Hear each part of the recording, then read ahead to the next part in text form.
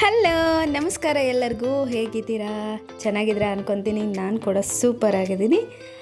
ಇವತ್ತು ನನ್ನ ಜೀವನದಲ್ಲಿ ಒಂದು ಸ್ಪೆಷಲ್ ಡೇ ಅಂತಲೇ ಹೇಳ್ಬೋದು. ಸೊ ಪ್ರತಿಯೊಬ್ಬರಿಗೂ ಒಂದೊಂದು ಸ್ಪೆಷಲ್ ಡೇ ಇರುತ್ತೆ. ಅದೇ ರೀತಿ ಇವತ್ತು ನನಗೆ ಸ್ಪೆಷಲ್, ಯಾಕಂದರೆ ಇವತ್ತು ನನ್ನ ಬರ್ತಡೇ, ನನ್ನ ಹುಟ್ಟಿದ ದಿನ. ಸೊ ಇದನ್ನು ನನ್ನ ಹಸ್ಬೆಂಡ್ ತುಂಬ ಅಂದರೆ ತುಂಬ ಅದ್ಭುತವಾಗಿ ಮಾಡಿದ್ರು. ಆ ಒಂದು ಅದ್ಭುತವಾದ ದಿನನ ನಿಮ್ಮ ಜೊತೆ ಶೇರ್ ಮಾಡ್ಕೊಳ್ಳೋಣ ಅಂತ ಈ ವ್ಲಾಗ್ನ ಸ್ಟಾರ್ಟ್ ಮಾಡಿರೋದು. ನನಗೆ ನಿಜವಾಗ್ಲೂ ಇದು ಒಂಥರ ತುಂಬ ದೊಡ್ಡ ಸರ್ಪ್ರೈಸ್ ಅಂತಲೇ ಹೇಳ್ಬೋದು. ಯಾಕೆಂದರೆ ನನ್ನ ಹಸ್ಬೆಂಡ್ ಆಲ್ಮೋಸ್ಟ್ ಮನೇಲಿ ಕೇಕ್ ತರೋದು ಅಥವಾ ಏನಾದ್ರು ಗಿಫ್ಟ್ ಕೊಡೋದು ಇದು ಮಾಮೂಲಿ ಆಗಿತ್ತು. For the first time outside arrange ಮಾಡಿ ನನಗೆ ಈ ರೀತಿ ಒಂದು ಸರ್ಪ್ರೈಸ್ ಒಂದು ಬರ್ತ್ಡೇ ಸೆಲೆಬ್ರೇಷನ್ನ ಮಾಡಿದ್ರು. ತುಂಬ ಖುಷಿ ಆಯಿತು ನನಗೆ. ಈ ಡೆಕೋರೇಷನ್ ಅಂತೂ ಸಖತ್ ಇಷ್ಟ ಆಯಿತು. ನನಗೆ ಯಾವಾಗಲೂ ಈ ಥರ ಕ್ಯಾಂಡಲ್ ಲೈಟ್ ಡಿನ್ನರ್ ಆಗಿರ್ಬೋದು, ಕ್ಯಾಂಡಲ್ ಲೈಟ್ ಬರ್ಡೇ ಸೆಲೆಬ್ರೇಷನ್ಸ್ ಆಗಿರ್ಬೋದು ತುಂಬ ಇಷ್ಟ. ಅದಕ್ಕೋಸ್ಕರ ನನ್ನ ಹಸ್ಬೆಂಡು ಈ ರೀತಿ ಒಂದು ಡೆಕೋರೇಷನ್ನ ಮಾಡಿಸ್ಬಿಟ್ಟು, ಕ್ಯಾಂಡಲ್ ಲೈಟ್ ಡೆಕೋರೇಷನ್ ಮಾಡಿಸ್ಬಿಟ್ಟು ನನ್ನ ಬರ್ಡೇನ ಸೆಲೆಬ್ರೇಷನ್ ಮಾಡಿದ್ರು.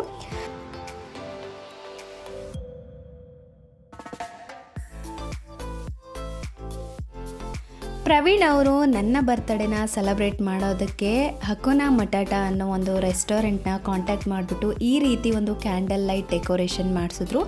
ಅಲ್ಲಿರೋವಂಥವ್ರು ಅಷ್ಟೇ ತುಂಬ ಚೆನ್ನಾಗಿ ರೆಸ್ಪಾನ್ಸ್ ಮಾಡಿದ್ರು. ಅಲ್ಲಿನ ಸರ್ವಿಸ್ ಕೂಡ ಅಷ್ಟೇ ಸಖತ್ತಾಗಿತ್ತು. ಹಲೋ,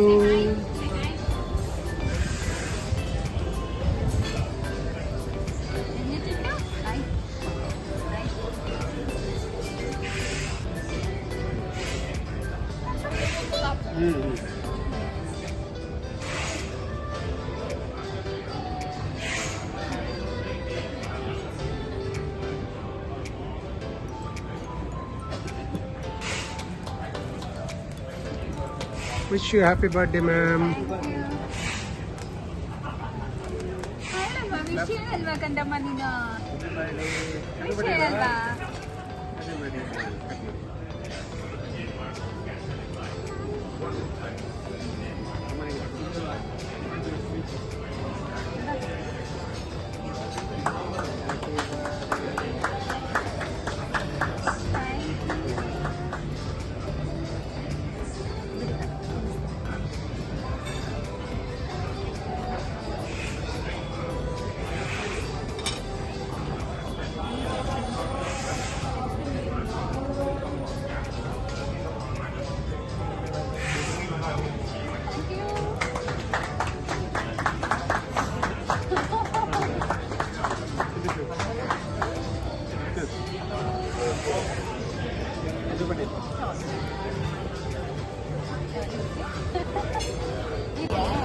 ಈಚೆಯಾಗಿ ಬೇಕಾ?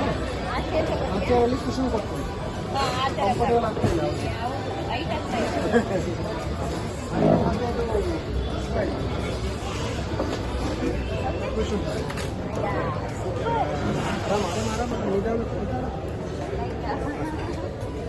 See, now comfortable. Keep a little space here on the dining. Keep the plates.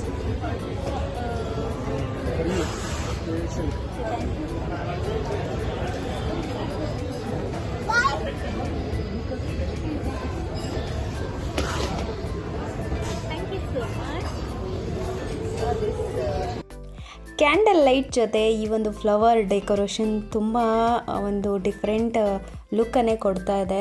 ಸಖತ್ತಾಗಿ ಕಾಣಿಸ್ತಾ ಇತ್ತು. ನನಗೆ ಸಡನ್ನಾಗಿ ಶಾಕು, ರಿಯಲಾಗಿ ಹೇಳ್ಬೇಕಂದ್ರೆ. ಯಾಕೆ ಅಂದರೆ ಸರ್ಪ್ರೈಸ್ ಕೊಡ್ತಾರೆ ಅಥವಾ ಏನೋ ಗಿಫ್ಟ್ ಕೊಡ್ತಾರೆ, ಬಟ್ ಈ ರೀತಿ ಒಂದು ಡೆಕೋರೇಷನ್ ಮಾಡಿಸ್ಬೇಕು ಅಂತ ಅವ್ರಿಗೆ ಅನ್ನಿಸ್ತು ಅಲ್ವಾ.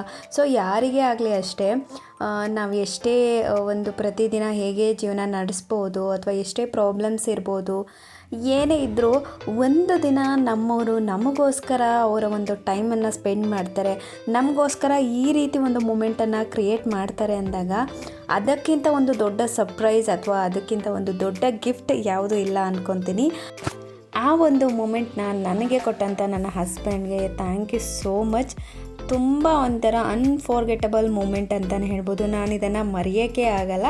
ಸೊ ಬರೀ ಡೆಕೋರೇಷನ್, ಊಟ ಅಥವಾ ಸರ್ಪ್ರೈಸ್ ಇದಿಷ್ಟೇ ಅಲ್ಲದೆ ನಮಗೋಸ್ಕರ ಟೈಮ್ ಕೊಡ್ತಾರೆ, ನಮಗೋಸ್ಕರ ಇದನ್ನೆಲ್ಲ ಮಾಡ್ತಾರೆ ಅಂದಾಗ ಸೊ ಅದಕ್ಕಿಂತ ಹೆಚ್ಚಿಂದು ಏನೂ ಇಲ್ಲ ಅಂತ ಅನ್ನಿಸ್ತು ನನಗೆ.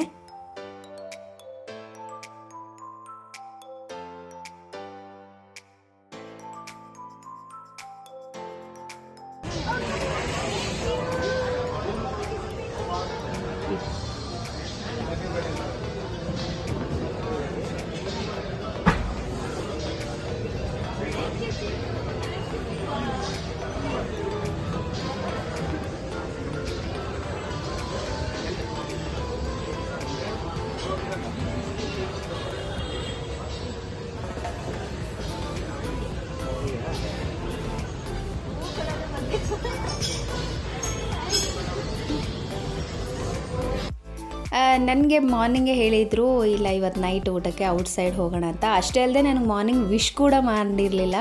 ನಾನು ಅವಾಗ ಮರ್ತೋಗ್ಬಿಟ್ಟಿದ್ದಾನೆ ನನ್ನ ಬರ್ತಡೇನ ಅಂತ ನಿಜವಾಗ್ಲೂ ಬೇಜಾರಾಗಿತ್ತು. ಅದಾದಮೇಲೆ ಡಿನ್ನರ್ಗೆ ಹೋಗೋಣ ಅಂತ ಅಂದಾಗ ನನಗನ್ನಿಸ್ತು ನೆನಪಿದೆಯಾ ಇಲ್ವಾ, ನೆನಪಿರೋದಕ್ಕೆ ಮೇ ಬಿ ಕರ್ಕೊಂಡು ಹೋಗ್ತಾ ಇರ್ಬೋದು, ಹಾಗಿದ್ರೆ ನಂಗೆ ವಿಷ್ ಹೇಳ್ಬೇಕಾಗಿತ್ತಲ್ವ ಅಂತ. ಸೊ ಅವ್ರು ಮೊದಲೇ ಈ ರೀತಿ ಎಲ್ಲ ಪ್ಲ್ಯಾನ್ ಮಾಡ್ಕೊಂಡಿದ್ದಾರೆ. ಅದಕ್ಕೆ ನನಗೆ ವಿಶ್ ಕೂಡ ಮಾಡಿರಲಿಲ್ಲ. ಅಲ್ಲಿಗೆ ಹೋದ್ಮೇಲೆ ವಿಶ್ ಮಾಡಿದ್ರು. ಕೇಕ್ ಕಟ್ಟಿಂಗ್ ಎಲ್ಲ ಮುಗಿಸ್ಕೊಂಡು ಅದಾದಮೇಲೆ ನಾವು ಊಟ ಮಾಡಿದ್ವಿ. ನಮಗೆ ಕೇಕ್ ಕಟ್ಟಿಂಗೇ ಬೇರೆ ಟೇಬಲ್ ಅವರು ಅರೇಂಜ್ ಮಾಡಿದರು. ಅಲ್ಲೇ ಕೂಡ ನಾವು ಊಟ ಮಾಡ್ಕೊಬೋದಾಗಿತ್ತು. ಮತ್ತು ನಮಗೆ ಬೇರೆ ಟೇಬಲ್ನ ಅರೇಂಜ್ ಮಾಡಿಕೊಟ್ರು ಊಟಕ್ಕೋಸ್ಕರ. ಸೊ ಅಲ್ಲಿ ಸಿಂಪಲ್ ಡೆಕೋರೇಷನ್ ಮಾಡಿದ್ರು, ತುಂಬ ಚೆನ್ನಾಗಿತ್ತು ಸಿಂಪಲ್ ಆಗಿದ್ರು. ಅಲ್ಲಿ ಕೂಡ ಅಷ್ಟೇ ಕ್ಯಾಂಡಲ್ಲು, ಬಟ್ ಲೈಟ್ ಕೂಡ ಆನ್ ಆಗಿತ್ತು. ಅಲ್ಲಿನ ಊಟನೂ ಅಷ್ಟೇ ತುಂಬ ಡೆಲಿಷಿಯಸ್, ತುಂಬ ಟೇಸ್ಟಿಯಾಗಿತ್ತು. ನನಗೆ ಇಷ್ಟ ಆಯಿತು ಅಲ್ಲಿನ ಫುಡ್ ಕೂಡ.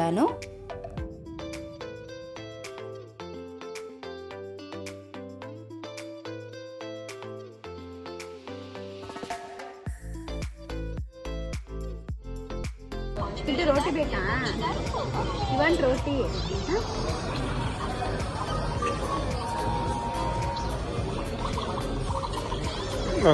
प्लेट नहीं चाहिए.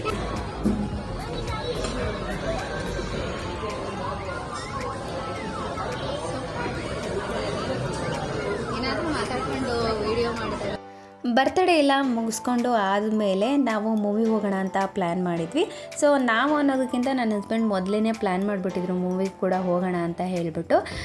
ಡಿನ್ನರ್ ಎಲ್ಲ ಮುಗಿಸ್ಕೊಂಡು ಮನೆಗೆ ಬಂದು ಡ್ರೆಸ್ ಚೇಂಜ್ ಎಲ್ಲ ಮಾಡಿಕೊಂಡು, ಅದೇ ಡ್ರೆಸ್ಸಲ್ಲಿ ಹೋಗೋದಕ್ಕೆ ಸರಿಯಾಗಲ್ಲ ಅಂತ ಹೇಳಿ ಡ್ರೆಸ್ ಚೇಂಜ್ ಎಲ್ಲ ಮಾಡಿಕೊಂಡು ನಾವು ಮತ್ತೆ ಮೂವಿಗೆ ಹೋದ್ವಿ. ನಾವು ಹೋಗಿರುವಂತಹ ಮೂವಿ ಬಂದು ಅಂದೊಂದಿತ್ತು ಕಾಲ.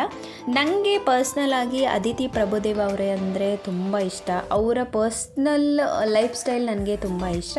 ಅದಕ್ಕಾಗಿ ನನ್ನ ಈ ಒಂದು ಫೇವ್ರೆಟ್ ಹೀರೋಯಿನ್ ಏನಿದ್ದಾರೆ ಅವ್ರ ಮೂವಿ ಕರ್ಕೊಂಡು ಹೋಗಬೇಕು ಅಂತ ಹೇಳಿ ಅಂದೊಂದಿತ್ತು ಕಾಲ ಅನ್ನೋ ಮೂವಿಗೆ ಬುಕ್ ಮಾಡಿಕೊಂಡು ಆ ಮೂವಿನ ನೋಡೋದಕ್ಕೆ ಹೋದ್ವಿ.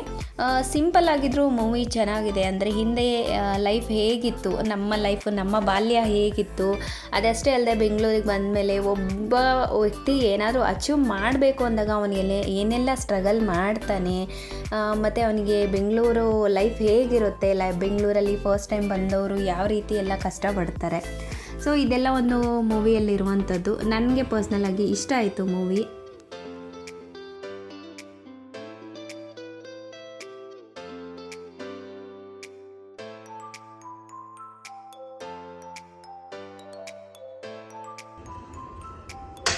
All the best.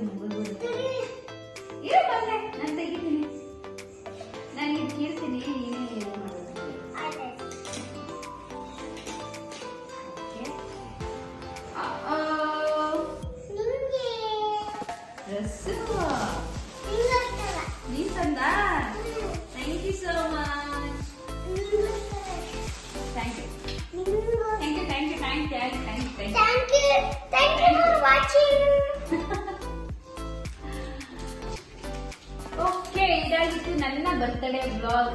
ಮತ್ತೆ ಹೊಸ ಬ್ಲಾಗ್ ಅಲ್ಲಿ ಸಿಗ್ತೀನಿ. ಅಲ್ಲಿವರೆಗೂ ನನ್ನ ಚಾನೆಲ್ ನ ನೋಡಿ, ಇಷ್ಟ ಆದರೆ ಲೈಕ್, ಶೇರ್, ಚಾನೆಲ್ ನ ಸಬ್ಸ್ಕ್ರೈಬ್ ಮಾಡಿಕೊಂಡು ಸಪೋರ್ಟ್ ಮಾಡಿ. ಬಾಯ್.